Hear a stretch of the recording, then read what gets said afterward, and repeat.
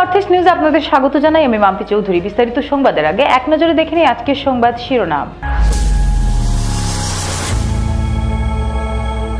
শিশু অপহরণে জড়িত এক যুবককে আটক করে পুলিশে দিলেন এক ব্যক্তি। দোষীদেরকে কঠোর শাস্তি প্রদানের দাবি। 10,000 অধিক ভোটে জয়ী বিজেপি প্রার্থী নিহার রঞ্জন দাস। বিজেপির সমর্থকরা বিজয়ী উল্লাসে মেতে ওঠেন আইএসবিটি চত্বরে। করিমগঞ্জ জেলার নাম শ্রীভূমি করার তীব্র বিরোধিতা করলেন অসম প্রদেশ এমপ্লয়িজ অ্যান্ড পেনশনার্স গ্রিভেন্স সেলের সাধারণ সম্পাদক বদরুল ইসলাম। স্মার্ট মিটার লাগাতে গিয়ে দলবদ্ধ হামলার শিকার কালাইন বিদ্যুৎ বিভাগের কর্মীরা, গুরুতর জখম 2। এবারে সংবাদ বিস্তারিত। শিশু অপহরণে জড়িত এক যুবককে আটক করে পুলিশে দিলেন এক ব্যক্তি। ঘটনাটি রাঙ্গিরখাড়ি পুলিশ ফাঁড়ির অধীন সোনাবাড়ি ঘাট 2 খণ্ডের। শুক্রবার দুপুরে জুনাইদ বরভুইয়া নামের বছর 20-র এক যুবককে আটক করে পুলিশে দিলেন শিশুটির বাবা রাজন হোসেন লস্কর। শনিবার সংবাদ মাধ্যমে রাজন হোসেন লস্কর জানান যে গত 5 নভেম্বর তার 14 বছরের ছেলে সাদ্দিক হোসেন লস্করকে সন্ধ্যার একটু আগে বাড়ির পাশ থেকে একটি কালো রঙের অল্টো গাড়িতে তুলে অপহরণ করার চেষ্টা চালায় অজ্ঞাত লোকেরা।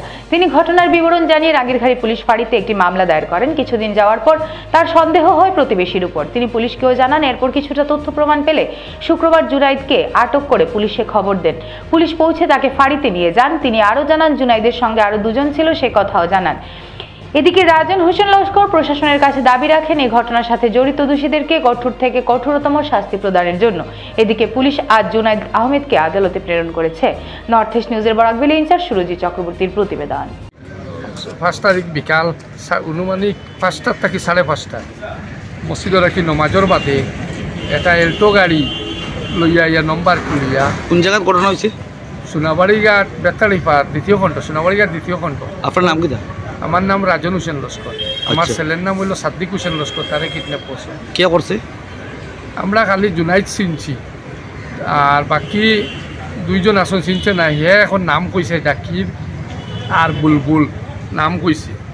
আর আমরা জুনাইদ চিনছি, চিনিয়া কোনটা করছি না। তবে এরপরে গাড়ির যখন ডিটেলস পাইছি, পাওয়ার বাদে গেছে কালকে তারে আমরা উঠাইয়া পুলিশে দিছি। পুলিশে যখন বাদে তার গাড়ি রিকভারি করছে। আপনার ছেলেটা কই পাইলা? কিডন্যাপ করে নিছে যে আপনার ছেলেটা কেমনে জানলা কিডন্যাপ করছে? ছেলেটা দরজা লাগাইবার দিছে না, তারে মুখটি আমার জুনাইদে উঠাইছে।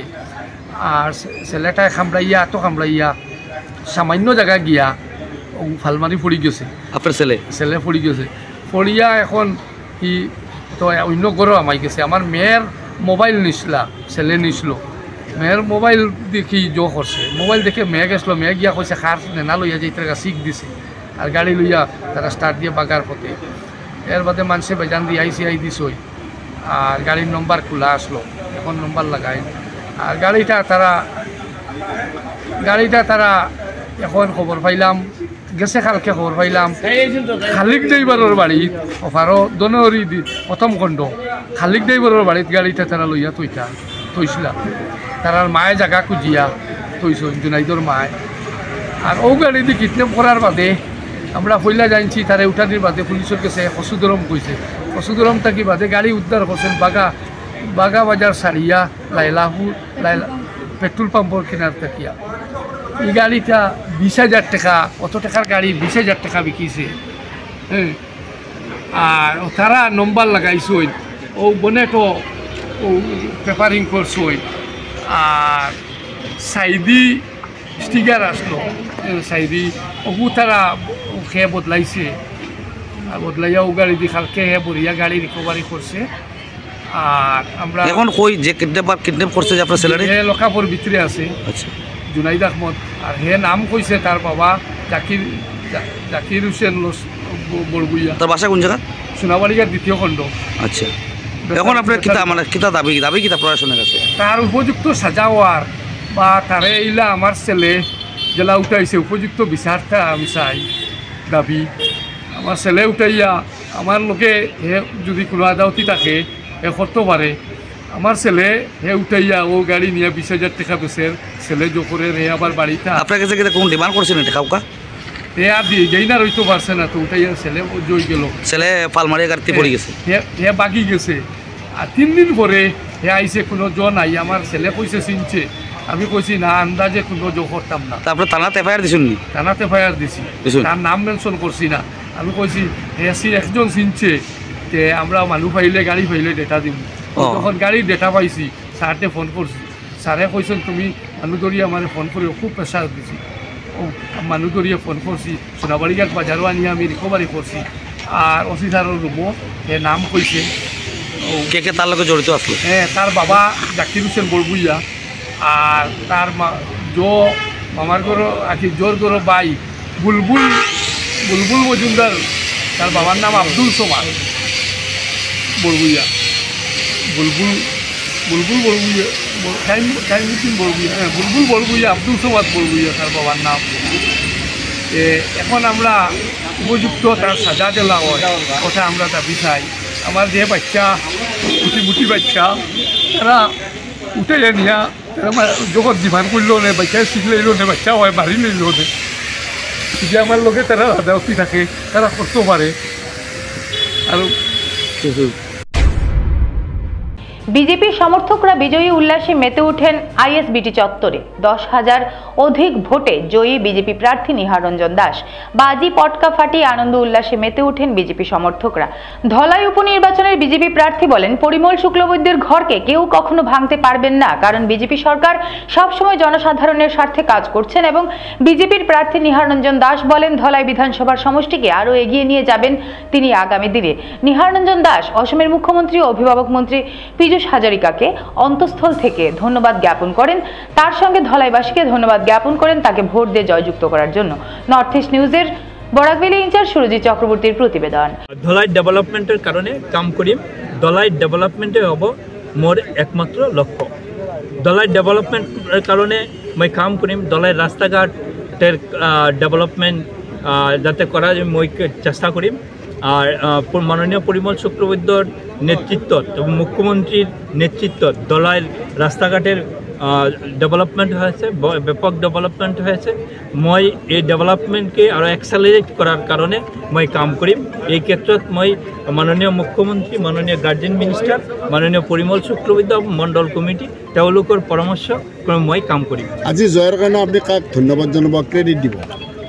জয়ের কারণে মই প্রথমত ধলাইবাসীকে ধন্যবাদ জানাই। তার পাছত মই মাননীয় মুখ্যমন্ত্রী সহ মাননীয় আমার পার্টির লিডারবিলাক যিমান আছে এবং দলীয় কার্যকর্তাবিলাক যারা পরিশ্রম কৰি আছে, কাম কৰি আছে, তেওঁলোককো মই ধন্যবাদ জানাই। মই তেওঁলোকৰ ওচৰত কৃতজ্ঞ আছো। করিমগঞ্জ জেলার নাম পরিবর্তন করে শ্রীভূমি রাখার জন্য অসম ক্যাবিনেটের সিদ্ধান্তের তীব্র বিরোধিতা করলেন অসম প্রদেশ এমপ্লয়িজ অ্যান্ড পেনশনার্স গ্রিভেন্স সেলের সাধারণ সম্পাদক তথা বরাক উপত্যকার অবজারভার বদরুল ইসলাম বড়ভুইয়া।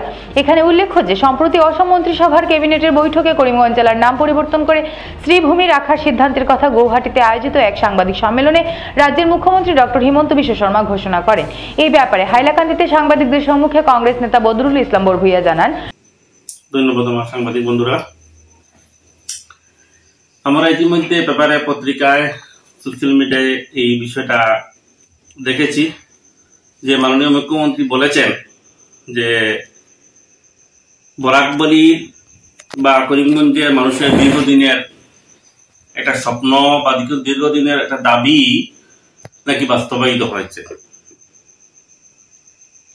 তিনি বলেছেন যে রবীন্দ্রনাথ ঠাকুর, বিশ্বকবি রবীন্দ্রনাথ ঠাকুর বাংলার গর্ব, বাঙালিদের গর্ব, ভারতবর্ষের গর্ব। বিশ্বকবি রবীন্দ্রনাথ ঠাকুর নাকি 100 বছর পূর্বে করিমগঞ্জকে শ্রীভূমি হিসাবে উল্লেখ করেছিলেন। তো এখন কথা হলো যে সত্যি কি বিশ্বকবি রবীন্দ্রনাথ ঠাকুর এই কথাটা বলেছিলেন? আমাদের যতটুকু জ্ঞান বা যতটুকু উপলব্ধি, মাননীয় মুখ্যমন্ত্রী মিথ্যাচারের আশ্রয় নিচ্ছে। একটা মিথ্যা, দাহা একটা মিথ্যা কথা। রবীন্দ্রনাথ ঠাকুর কখনো করিমগঞ্জকে শ্রীভূমি হিসাবে উনার কবিতায় বা কোথাও উল্লেখ করেননি। যতটুকু আমরা জানতে পেরেছি যে বিশ্বকবি রবীন্দ্রনাথ ঠাকুর শিলং থেকে যখন করিমগঞ্জ হয়ে শ্রীহট্ট জেলায় গিয়েছিলেন বা সিলেটে গিয়েছিলেন, তখন তিনি শ্রীহট্ট জেলাকে শ্রীভূমি হিসাবে উল্লেখ করেছিলেন। তো এটা মুখ্যমন্ত্রী একটা স্পষ্ট মিথ্যাচার। 2 নম্বর মিথ্যাচার হলো যে মাননীয় মুখ্যমন্ত্রী বলেছেন যে করিমগঞ্জ জেলার জনগণের দীর্ঘদিনের দাবি বা বরাকভ্যালির মানুষের দীর্ঘদিনের দাবি বা স্বপ্ন পূরণ হয়েছে। আমার বয়স এখন 45 বা 46 হয়ে গিয়েছে, 46 ইয়ার্স।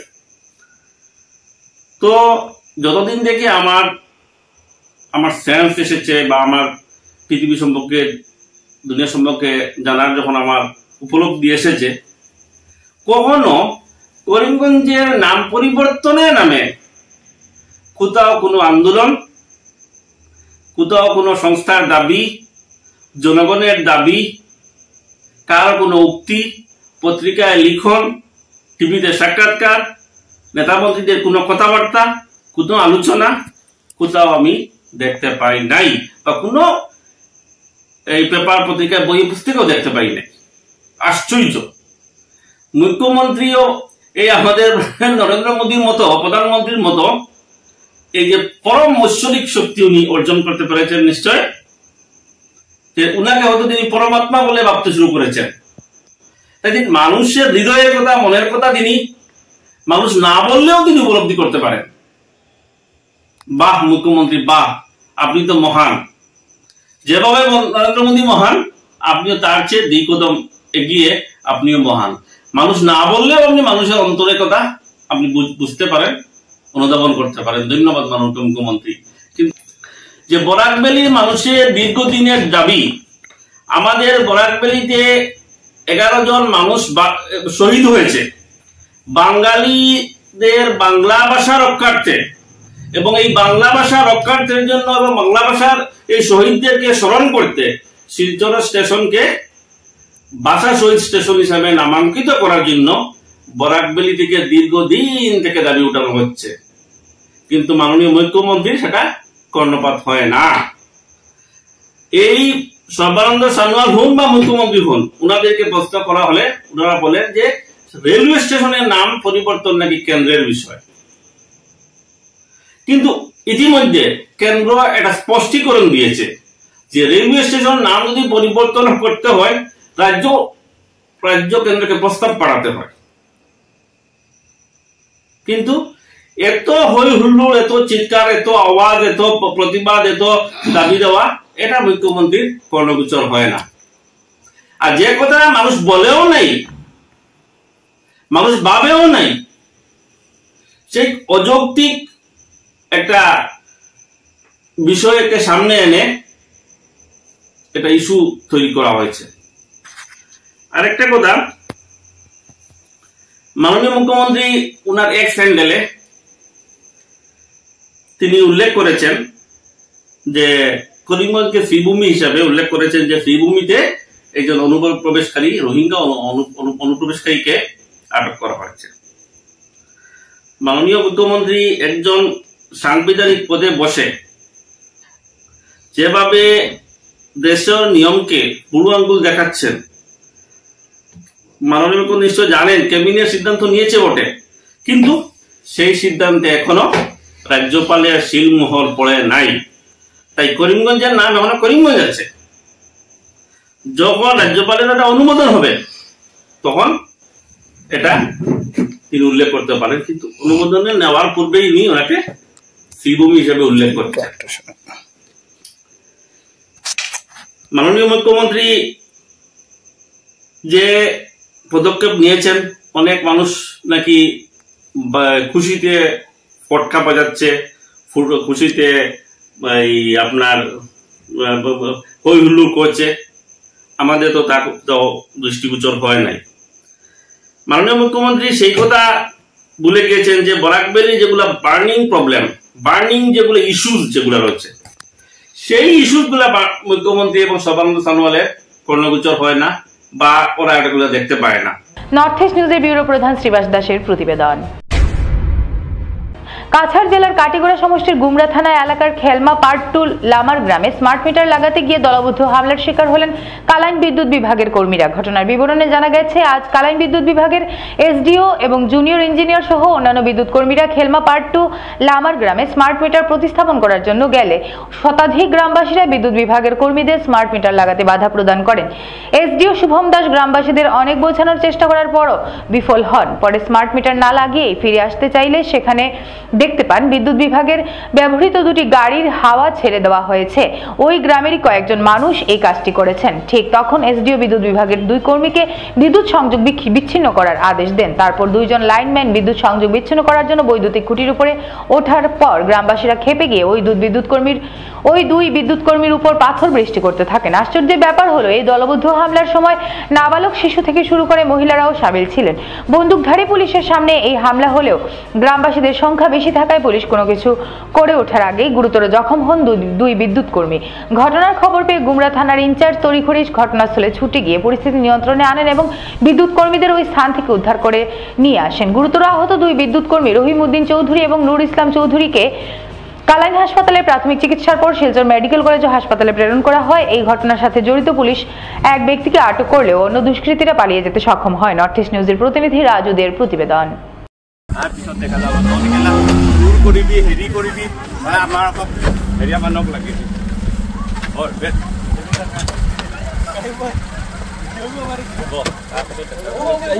मैंने मारा ही नहीं है सर, मैंने मारा ही नहीं है, मैंने मारा ही नहीं है सर, मारा नहीं, बाद में दिखाएगा हम लोग, मैंने मारा ही नहीं है यार।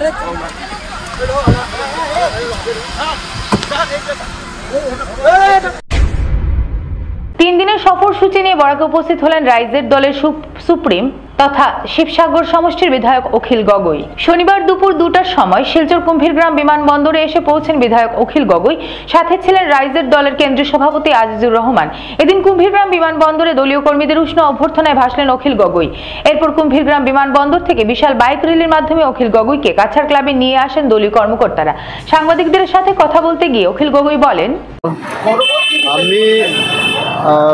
আমি ভাবিছিলোঁ, আমি আশা কৰিছিলোঁ যে আমি বিৰোধী ঐক্যমঞ্চই অসম সন্মিলিত মৰ্চাই যদি একেলগে নিৰ্বাচন খেলিলোহেঁতেন তেতিয়াহ'লে আমি 4টা বিধানসভা সমষ্টিত জিকিব পৰা অৱস্থাত আছিলোঁ। তো বিৰোধী ঐক্যমঞ্চই সেই 4টা বিধানসভা সমষ্টিত আমি জিকিব পাৰিলোহেঁতেন, কিন্তু কংগ্ৰেছে তাতকৈ বেছি ভাল কৰিম বুলি ভাবি 5টা সমষ্টিত জিকিব পাৰিম বুলি ভাবি তেওঁলোকে বিৰোধী ঐক্যমঞ্চ ভাঙি দিছে। এতিয়া কিন্তু দেখিছোঁ যে কংগ্ৰেছে ফলাফল ভাল কৰিব পৰা নাই। দুৰ্ভাগ্যৰ কথা যে কংগ্ৰেছৰ এই অহংকাৰৰ কাৰণে, কংগ্ৰেছৰ এই ভিত্তিহীন যিটো স্থিতি ল'লে তেওঁলোকে, সেই স্থিতিটো লোৱাৰ কাৰণে আজি অসমত বিজেপিয়ে অগ্ৰগতি লাভ কৰিছে। মই বাৰম্বাৰ কৈ আহিছোঁ যে ভাৰতবৰ্ষৰ য'তে বিজেপিৰ বিৰুদ্ধে বিৰোধী পক্ষই ঐক্যবদ্ধভাৱে জিকিছে, ইলেকশ্যন খেলিছে, তাতেই বিৰোধী জিকিছে, আৰু য'তে কংগ্ৰেছে অকলে বিজেপিৰ বিৰুদ্ধে ইলেকশ্যন খেলিছে তাতেই সদায় বিজেপি জিকিছে। আজি অসমৰ ক্ষেত্ৰতো সেই একে ৰিজাল্ট আহিছে। এইটো বৰ দুৰ্ভাগ্যজনক ঘটনা যে বেয়া খবৰ চাৰিওফালৰ পৰা আহি আছে। যদিও এতিয়ালৈকে আমি চামগুৰিৰ ৰিজাল্ট পোৱা নাই, কিন্তু তাতো দেখা গৈছে যে ট্ৰেণ্ডটো বৰ ভাল হৈ থকা নাই, পৰিস্থিতি বিষম পৰ্যায়লৈ গুচি গৈছে।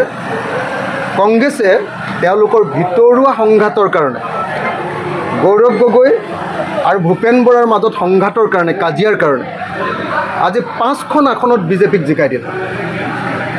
আজি গৌৰৱ গগৈৰ অহংকাৰৰ কাৰণে 5খন আসনতে আজি বিজেপি অসমত জিকি গ'ল। গতিকে ইয়াৰ পৰা আমি শিক্ষা এটাই ল'ব লাগিব যে 2026 চনত আমি আকৌ একলগ হ'ব লাগিব। বিজেপিয়ে হৰুৱাবৰ হ'লে আমি আটাইবিলাক ঐক্যবদ্ধ হ'ব লাগিব, আৰু কংগ্ৰেছে তেওঁলোকৰ অহংকাৰ ত্যাগ কৰিব লাগিব। কংগ্ৰেছে MP ইলেকশ্যনত অকণমান ভাল ৰিজাল্ট কৰাৰ পাছত তেওঁলোকে ভাবি লৈছিলে যে তেওঁলোক এতিয়া অপ্ৰতিদ্বন্দ্বী, তেওঁলোকক কোনেও হৰুৱাব নোৱাৰিব, তেওঁলোক জিকিবই। বেলেগক লগত লোৱাৰ কোনো প্ৰয়োজন নাই সেইবুলি যেটো কংগ্ৰেছে ধাৰণা কৰি ল'ব খুজিছিলে সেই ধাৰণাটো যে ভুল আজিৰ ৰিজাল্টে তাকেই প্ৰমাণ কৰিলে আৰু গৌৰৱ গগৈৰ অহংকাৰৰ ওপৰত এইটো এটা বৃহৎ মই ভাবোঁ আঘাত এটা গৌৰৱ গগৈ ডাঙৰীয়াই কালি কৈছে যে আমি লুলি হোটেলত যিবিলাক মিটিং কৰি আছিলোঁ এইবিলাক ব্যৰ্থ হৈছে লিলি হোটেলৰ মিটিং আমি কৰা নাছিলোঁ লিলি হোটেলৰ মিটিং মাতি নিছিলে কংগ্ৰেছে আমাক মাতি নিছিলে জিতেন্দ্ৰ সিঙে আমাক মাতি নিছিলে ভূপেন বৰাই মই গৌৰৱ গগৈক সুধিব খুজিছোঁ যে সঁচাকৈ জিতেন্দ্ৰ সিং ডাঙৰীয়া আৰু ভূপেন বৰা ডাঙৰীয়াই যি বিৰোধীৰ ঐক্যমঞ্চৰ মিটিং পাতিছে তাত গৌৰৱ গগৈৰ সঁচাকৈ সমৰ্থন নাই নেকি নাম্বাৰ 1 মই এই মুহূৰ্তত ভূপেন বৰাক সুধিব খুজিছোঁ ভূপেন বৰা ডাঙৰীয়াই উত্তৰ দিয়ক আমাক যে ভূপেন বৰা ডাঙৰীয়া আপোনালোকৰ এজন নেতা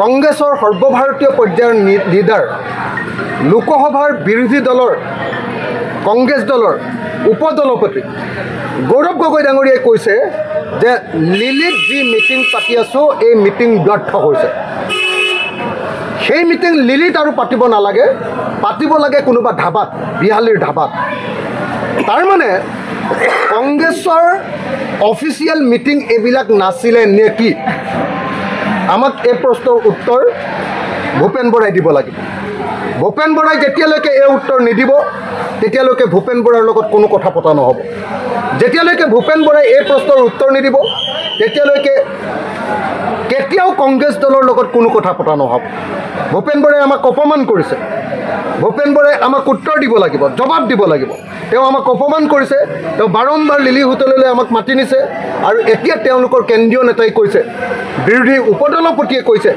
যে সেই মিটিংবিলাকত কংগ্ৰেছৰ কোনো অনুমোদন নাই নিশ্চয় অনুমোদন নাই কাৰণ সেইবিলাক ব্যৰ্থ হোৱা বুলি তেওঁ আনুষ্ঠানিকভাৱে ঘোষণা কৰিছে আৰু মিটিংবিলাক তেওঁলোকে ধাবাত পাতিব লাগে বুলি কৈছে গতিকে এইটোৱে আমাক অপমানিত কৰিছে আৰু গৌৰৱ গগৈ এই প্ৰশ্নৰ উত্তৰ কংগ্ৰেছ দলৰ নর্থ ইস্ট নিউজের বরাকবিল ইনচার্জ সুরজিৎ চক্রবর্তীর প্রতিবেদন